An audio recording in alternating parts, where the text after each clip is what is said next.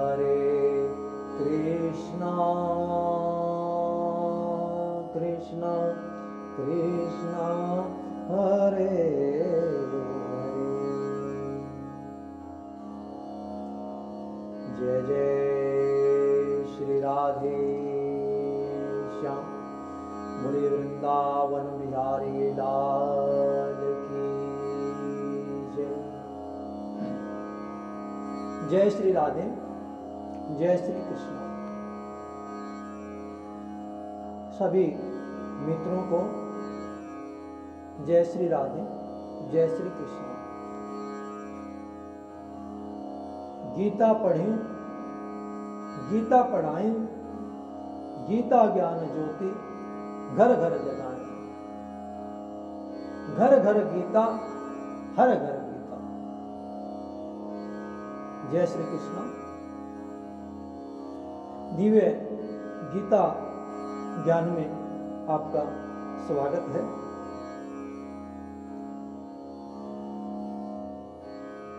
आज गीता में हम मन किस प्रकार से वश में करें, इसको जानने का प्रयास करेंगे।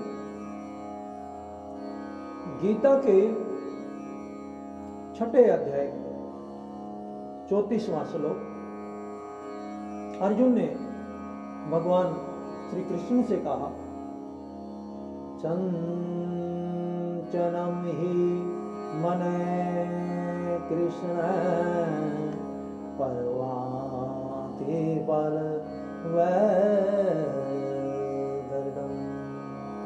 चंचलम ही मन कृष्ण परमाति बल वैदर्दम।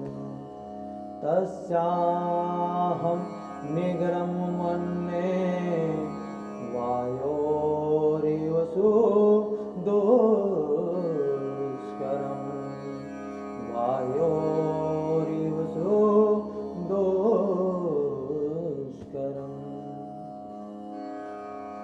अर्जुन भगवान से कहते हैं कि हे भगवान, ये मन बड़ा चंचल है, इसको वश में करना तो मैं ऐसे मानता हूं जैसे वायु को वश में करना।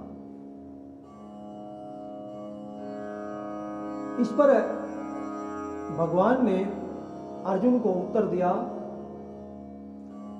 ऐसंशम महाबाहो मनोदो निगरम चलम। अभ्यासेन तु कौन्तेय वैरागेण च गृह्णाति। वैरागेण च गृह्णाति। ऐसंशम महाबाहो, भगवान कह रहे हैं कि हे महाबाहो, इसमें कोई संशय नहीं है। असंचम महाबाहु मनोदो निग्रहम चलम, कि ये मन जो है, ये जो है बड़ा दुराचारी है, बड़ी कठिनता से जो है ये वश में होता है, इसमें कोई संशय नहीं है। दुराचारी मनोदो निग्रहम चलम। अभ्यासेन तो कौन्तेय वैराग्येण च गृह्णाति। लेकिन अभ्यास और वैराग्य से ये वश में होता है। अर्थात भगवान हमें श्लोक के माध्यम से ये बात समझा रहे हैं। अभ्यासेन, अर्थात अभ्यासेन तो कौन्तेय, हे कौन्तेय, इस मन को मुझ में लगाने का अभ्यास है। ये भगवान ने बड़ा ही आसान तरीका बताया मन को वश में करने का। आइए अब हम विचार करते हैं कि इस श्लोक में क्या गहराई छिपी हुई है। इस बात को समझने के लिए हम यहाँ पर एक स्टूडेंट का, विद्यार्थी का, एक छोटे बच्चे का उदाहरण लेते हैं, एग्जाम्पल लेते हैं। जब एक छोटा बच्चा स्कूल में जाता है और उसका टीचर उससे कहता है, मास्टर उससे कहता है कि बेटा आपको ये प्रश्न के उत्तर याद करके लाने हैं, तो वो बच्चा क्या करता है, वो घर आकर के उन प्रश्नों के उत्तरों को बार बार दोहराता है। और दोहराने से अर्थात बार बार जब वो दोहराता है, बार बार जब आवृत्ति होती है, तो उससे उस प्रश्न का उत्तर जो है उसको याद हो जाता है, अर्थात स्मृति में चला जाता है, अर्थात मन की जो मेमोरी है उसमें चला जाता है और वो सेव हो जाता है।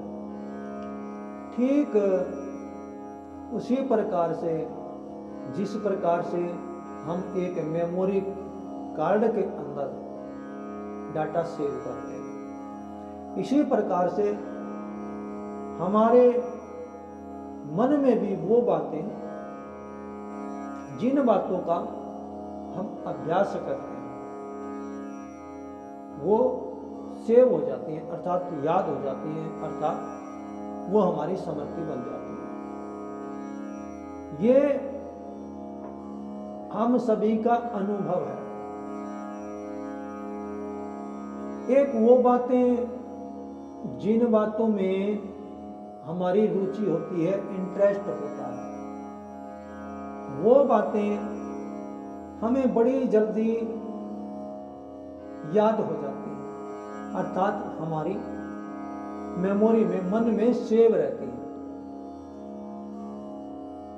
पर वो बातें जिन बातों में हमारी रुचि नहीं होती, इंटरेस्ट नहीं होता, वो हमें याद नहीं रहती। वो हमें किस प्रकार से याद नहीं, वो हमें याद करने के लिए हमें उनको बार बार दोहराना पड़ेगा, और दोहराने से फिर वो बातें हमें याद हो जाएंगी।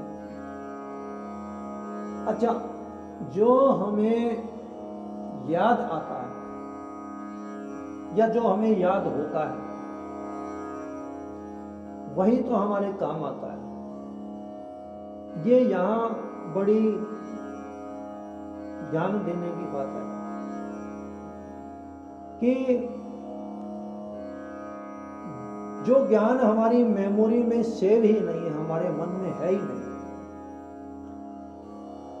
उस ज्ञान का हम उपयोग किस प्रकार से करेंगे, अर्थात नहीं कर सकते। फॉर एग्जाम्पल, जैसे मान लीजिए एक व्यक्ति डॉक्टर है और उसने डॉक्टरी की पढ़ाई की है, तो उसको डॉक्टरी का ज्ञान है कि किस प्रकार से मुझे इलाज करना है। लेकिन एक व्यक्ति ने वो डॉक्टरी की पढ़ाई नहीं की, उसको उसका ज्ञान नहीं। अब उस व्यक्ति से कोई डॉक्टरी के बारे में पूछने लग जाए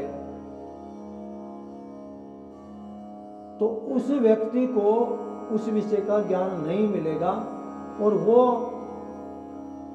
किसी रोगी का उपचार नहीं कर सकता। क्यों? क्योंकि उसको उस विषय का ज्ञान नहीं। या यूं कहें कि मान लीजिए एक इंजीनियर है जिसने इंजीनियरिंग की है और एक व्यक्ति ने इंजीनियरिंग नहीं की,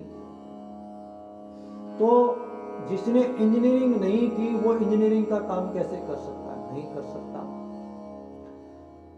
मेरा कहने का अभिप्राय यहाँ इतना है कि इंजीनियरिंग की जो पढ़ाई है वो इंजीनियर के मन में उसकी समर्थी है, इसी कारण से वो उसके संबंधित विषय के इंजीनियरिंग के कार्यों को सफलतापूर्वक करता है। एक टीचर जब किसी विषय में गहन अभ्यास करता है, मान लीजिए मैथ का टीचर है, तो उसने मैथ का गहरा अभ्यास किया तो वो मैथ को बड़े आसानी से अच्छे तरीके से समझाता है, क्योंकि उसके मन में उस विषय का ज्ञान सेव है। डॉक्टर के डॉक्टरी का ज्ञान सेव है, टीचर के अपना ज्ञान सेव है। तो मेरे कहने का अभिप्राय ये है कि उस ज्ञान के कारण से उन व्यक्तियों की एक विशेषता होती है, और उस ज्ञान के कारण से ही हमें कोई पदवी प्राप्त होती है कि वो उस विषय में निपुण है, उनको उस विषय का ज्ञान है। यदि उस विषय का हमें ज्ञान ही नहीं हो तो हम उसका उपयोग हमारे जीवन में कैसे करेंगे? अब यही बात शास्त्रों के ज्ञान पे, गीता पे भी लागू होती है।